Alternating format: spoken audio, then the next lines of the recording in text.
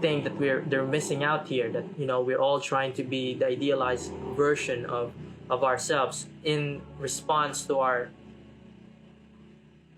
belief system, and how we believe that to be true. And most people's belief system is structured into religion.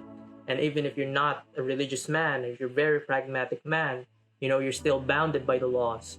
You're still bounded by our man-made laws. And so whatever it is that's operating in your country, that's how it's going to work.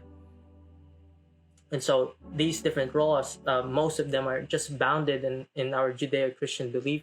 And most of them are godlike in a sense, approximating to what God's ideals are for us.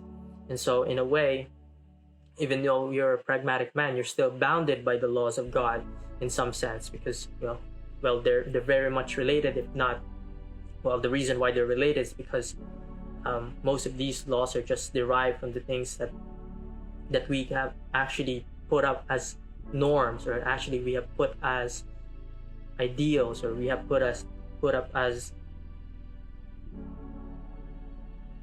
truths, and how we're going to deal with them.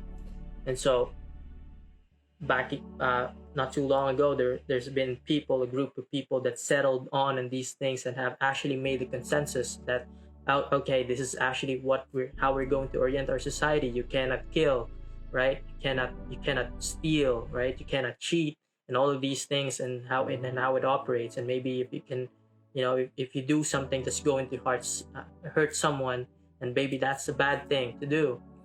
And so they agree on these things, and here we are.